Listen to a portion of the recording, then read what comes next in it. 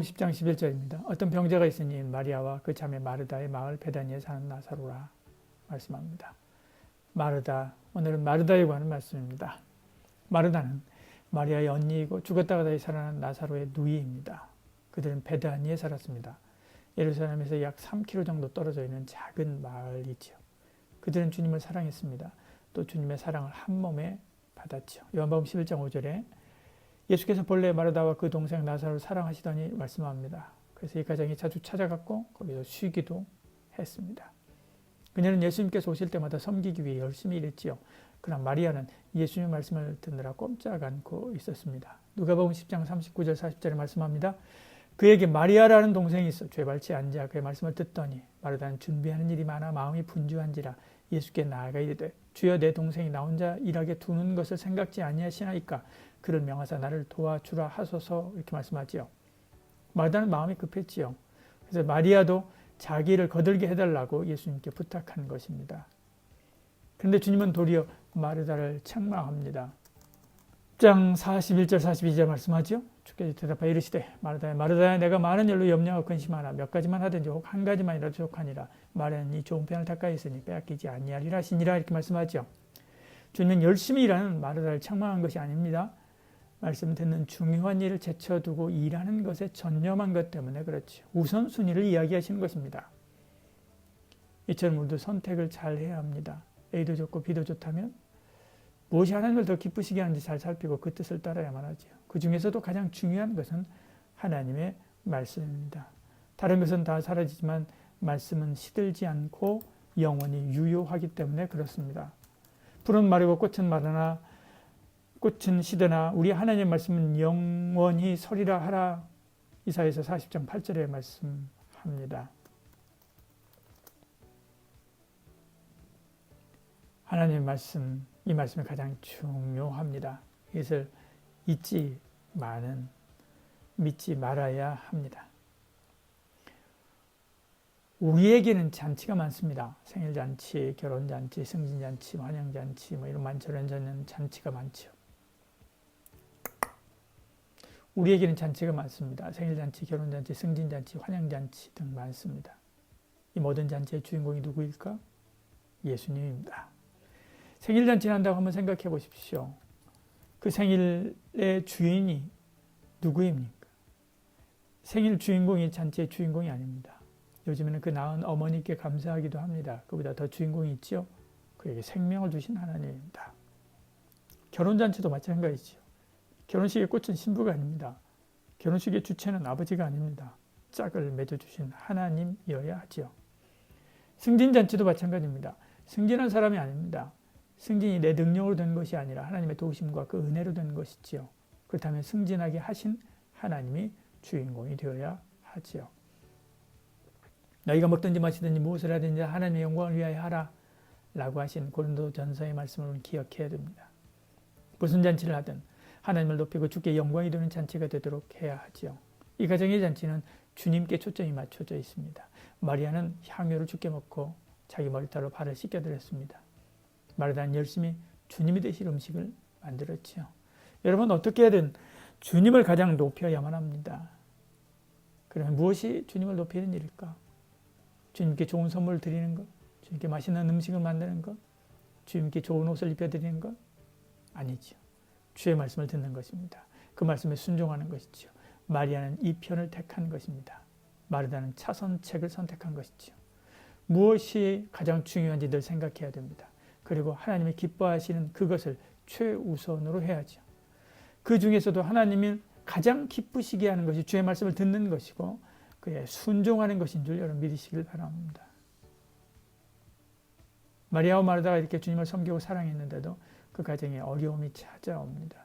바로 오빠 나사로가 죽은 것이죠. 이 소식을 듣고 예수님이 찾아오십니다. 마르다가 달려나가 예수님을 맞이하죠.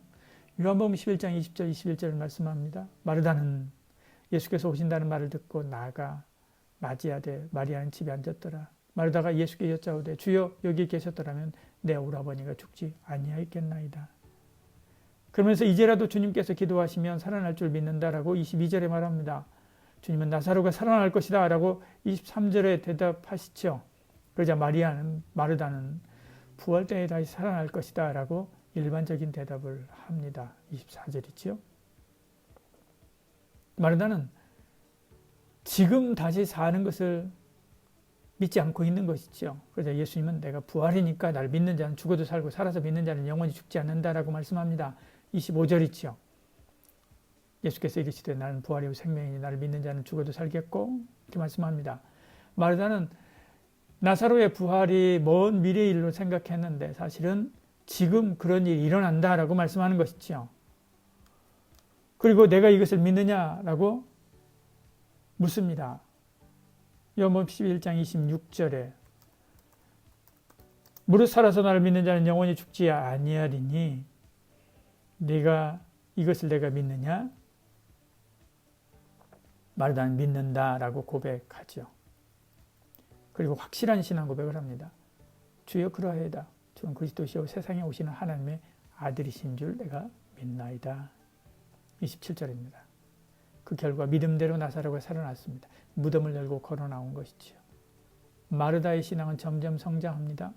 마지막에는 베드로가 했던 고백인 주는 그리스도시요 살아계신 하나님의 아들이라고 고백하지요. 우리 신앙도 하루아침에 성장하지 않습니다. 세월이 가면서 신앙생활하면서 점점 성장해야 됩니다. 그런데 그렇지 않은 사람도 많습니다. 오히려 퇴보하고 답보하고 주저앉기도 하지요. 그러나 우리는 마르다처럼 주 앞에서 하루하루 성장해 가도록 해야 합니다. 오늘은 자신의 신앙을 한번 돌아보시길 바랍니다. 나의 신앙은 성장하고 있는가? 나는 하나님을 기쁘시게 하는 신앙인인가? 생각해보고 하나님이 기쁘시게 하는 신앙으로 하나님이 가장 기뻐하시는 그 일을 선택하고 주님과 교제하는 가운데 우리의 믿음이 오늘보다 내일 더 성장해가는 하나님이 기뻐하시는 그런 사람으로 변모되게 하여 주시옵소서. 기도하고 돌아가는 저와 여러분 되기를 축복합니다. 기도하겠습니다.